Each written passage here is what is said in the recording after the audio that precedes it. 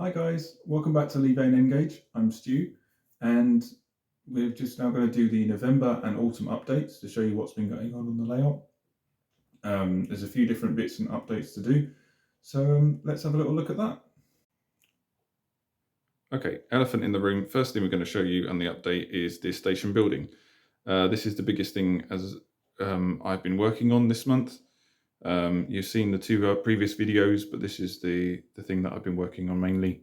Fully completed, fully painted up now. A few details extra need to be added to it, like posters and things like that, some of the signage. But that's something I can add at a later date. So I'm really liking it. It looks really part of the station now. Really enjoying just how much it looks, how good it looks. So yeah, so now all needs to be done is just to sort out some of the station forecourt and sort these platforms out as well to make it a bit better. The forecourt needs to actually come up very slightly, which is why it looks a little bit unbalanced. So I would like to get that sorted out. The cattle dock as well, we need to sort that out as well. So that's something that can be sorted. I've got all the bits for that, so that's ready to go. So yeah, so this is sort of one of the main parts which needs to be worked on really as well. The platforms and really starting on some of these major scenic sections here. The road bridge will be coming along here as well. Somewhere, not too sure where, it might be coming across in this direction I'm thinking about now. So yeah, so we need to have a little look at that and think about how it's going to come across. So let's have a look at what else has been going on. So next thing that's been happening is that I've recently purchased some of these Pico buffers. These are the rail built buffers. I needed quite a few of them. I needed 10 pairs of them. So you may be thinking, why am I spending the money on them? The reason is because I want to start running the line, and I have my nephew comes around and sort of plays on these as well on the layout and tests it out for me. So I'm wanting to add the buffers on as sort of a thing of just to safeguard some of the engines so they don't keep flying off the track. So that's the first reason. And the second reason is because I need them and they look good anyway. So another little extra project that's going to have to happen because of these is they're all going to have to be painted up and made to look nice for all of these lines. Other thing that also is highlighted here that needs to be worked on is if we get these parcels coaches out of the way, which they still haven't got out of the way. But anyway, we'll just move them slightly out of the way. As you can see, these are a lot of the wagons here. Also, thanks to him of adding the loads in. But these need painting really, and there's a few of them and transfers as well, including this van here that needs painting and transfers. So I think I might build some more of the kits, and then I will get these ready to paint and do all of them at the same time. So we've got a couple that need, these three need grey, the van and these wagons need brown for the vacuum fitted, and there's a few other things I need to sort out as well with them, and a few other wagon repairs and different bits and pieces that I need to sort out. And thinking about repairs, here's another thing that I've sorted out this month. Okay, so thinking on the repair line type of idea, this locomotive here, this class 15, has been repaired. What this is that this is a Parkwood resin body kit that I painted up some time ago and fitted the transfers to. The locomotive number is actually, for those who want to know, is D8213. For those also who want to know, this is the last locomotive. This is the engine that worked the last freight from Buntingford to Broxbourne in 1965. So there you go, a little bit of trivia for you. A little bit of a connection there because, as you've seen in previous videos, the board where the engine shed was my first layout, which was Standen, which is on the Buntingford line. I do have a strong connection to that line. My dad used to live in Buntingford and told me quite a lot of stuff about Buntingford, and that it had a railway. I did a lot of digging into it myself. Found some of the really good books, especially the book by Peter Pay entitled The Buntingford Branch, which if you actually get that book, is incredibly detailed about the line, and gives you even some things such as traffic workings and signaling diagrams and all sorts of stuff. Anyway, I digress about that point. I had some issues with this engine because what it is that it's a resin body on top of an original an original Farish chassis. That's what it's designed for. This is for a class 20. So I bought one quite a while ago, and it had the plastic gears. This one, I managed to replace the driving axles with some more modern Farish ones, so they look a lot better. Though the problem is that there was an issue on one of these bogies with the one of these wheels was split. Unfortunately, there was some sort of other issue going on inside this. I'm not 100% what it was, but it was definitely sticking and binding. It might have been some split gears. But for some reason, when I swapped the gear over, it seemed to still stick. So I'm not 100% sure about it. So the offending gear has been removed, and now it is only powered on 3 axles. But the good news is that all 4 axles still do the pickup. So that's what I've done with that. And it runs pretty well. I've managed to give it a bit of a go. It's still pretty growly, but then, hey, that's quite often what happens with these Farish engines. I mean, this one's a lot growly. This one's pretty growly as well, which is the class 16. But this one's got the brass gears, so I can't actually replace the wheels yet. Need to blacken them up with some chemical blackener. So that's pretty much one of the other little projects I've been sort of sorting out. I've got a couple of other engines that need a little bit of repairs, so they're going to get moved through the system and sort of get them worked out and get them ready to carry on working on the line.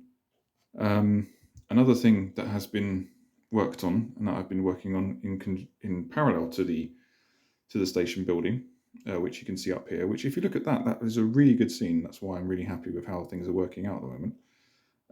Is this Kestrel Goodshed. This is the building here that I've been doing. Fairly nice little structure actually, just typical Kestrel kit. I'm really happy with the brickwork on this. I think this is probably, if I get this controller out of the way, hopefully not put it on anything. It's going to break. There we go, push that back in the right place. I think this is probably the best brickwork I think I've done on this. The camera's probably not going to pick it up at all. So this was exactly the same method as you would have seen on the station building, but I just dry brushed some, I think it was a brick, I think it was Humbrol 72 matte acrylic. I just dry brushed on the top and then again sealed it with a matte varnish. And I really do like the way it's come out. It really looks good. All of the doors and stuff again were painted with matte varnish just to try and tone them down a bit. And again the roof as well. One of the other things I've managed to do is, because this has doors on the other side, is there's the loading bay.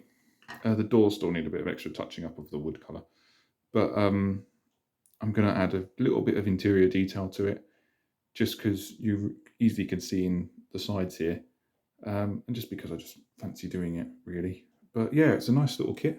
And again, this goods yard is another area that needs detailing up, with the lorries and different bits and pieces that need to go on. I've got another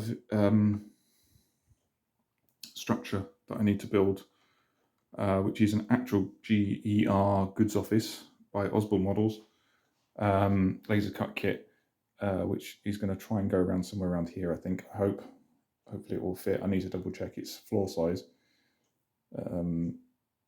So that's going to go in there. That's going to be the main goods office, because the road is going to be, I'm going to be changing of how the road is going to be coming into here, because I'm going to put this road bridge on more of an angle now.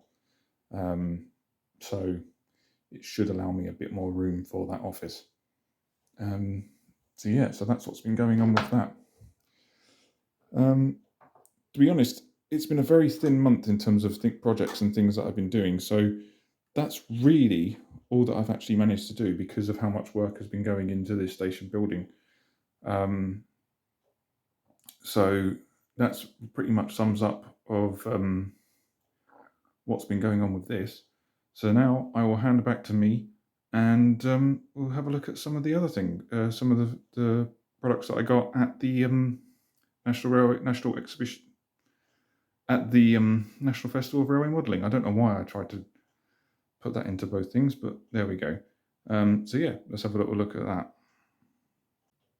So there we go. That's what's been going on so far on the layout, all of this month, different things. It's not been a huge amount of stuff, but yeah, just little bits of progress. I mean, mainly my work's been taken up with the station building, and as I said, we'll have a little look at that next month. In 2 weeks' time, not next month. In 2 weeks' time, we'll look at that, and that'll be the final part, and show you how to get up to that bit. In terms of other things that I'm planning to do, the road bridge needs to go in. I'm going to start working on that hopefully soon. It's going to come somewhere around here. And there's other kits and stuff that I need to get sorted out. I've got a kit for the footbridge, station footbridge, and even can start work on these platforms, start getting them sorted, ready to go. Got a few more wagon kits and stuff I can do. Have a look at those if you guys want to have a look. So please comment down below. Yeah, not up there, down there. Yeah, so please have a little comment of those and show you, yeah, show whether you appreciate those or not whether you appreciate them, but yeah, just whether or not you find them interesting. So a couple other things actually just to point out before we finish up here. Just show you a couple of things I bought at the NEC. As you saw, I put a video up. I did go up there to the National Festival of Railway Modelling. Personally, I felt it was a really good exhibition. Some really good layouts up there. The three that I videoed were pretty much my favourites, really up there. There were others too, but I didn't really manage to get around all of them, to be perfectly honest. So there we go. It's 60 plus layouts, and I've heard it's a lot more. I think I've heard of other people who said that it's hard to get around every single one of them. So yeah, I think I did a good job of just getting some of the footage for those. One of the other things I'll just mention is that I did manage to buy a couple of things, literally just two things. They're two coach kits. Manufacturer that I'm not sure if many people know about, Isinglass Models. Now, these guys are known in 00 gauge for quite a lot of their kits. They are 3D printed coach kits, mainly of LNER prototypes. They've started producing some in N gauge. There are a few available on the website. These are some that I managed to pick up there. They've managed to Andy's recently started prepping the 51-foot underframe for LNER coaches. So it means that he can produce the LNER non-composite stock, non-corridor stock. There we go. So he's got 3 versions available at the moment, which is a brake coach, composite, and the third. I think the brake one can be a number of different variants, so that's quite a useful thing. But the 2 that I've got are the 51-foot 8-compartment third or second, depending on what era you're modelling, and also the semi-corridor lavatory composite coach. Similar ones. So these are quite useful. These are Gresley ones. Oh, sorry, I forgot to mention that. These are Gresley coaches. From what I can see inside them, they're pretty good kits. I had a look at them. They're 3D printed resin. And what I've managed to see from them so far is that they are... The only thing you need with them really are to find some NEM couplings, although it recommends Engage Society ones for them, for the bogies, and paint and transfers. Pretty much that's it. So it looks pretty good. I'm going to have a go at doing those. I'm definitely going to do a video on these. I will say that straight up because I think it's a good manufacturer just to highlight and to show you how to build them and how to sort them out. I'll probably show the composite, I think. They also include interiors, which is quite a nice one. So I'll probably show you the composite when I build that. I'm going to build this second, third, whatever you want to call it, standard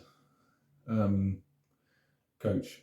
by itself, just to get that going through as well, just to try it out and see how it looks and how it all works. And I've never really built one like this before, so it would be a good thing just to have a little go and just try it out. So yeah, so thanks a lot, guys, for watching. That's come to the end of this update. I hope you've enjoyed it. I hope you've liked what you've seen. And please don't forget to like, subscribe, comment for more. And we'll see you on the next one. Bye for now.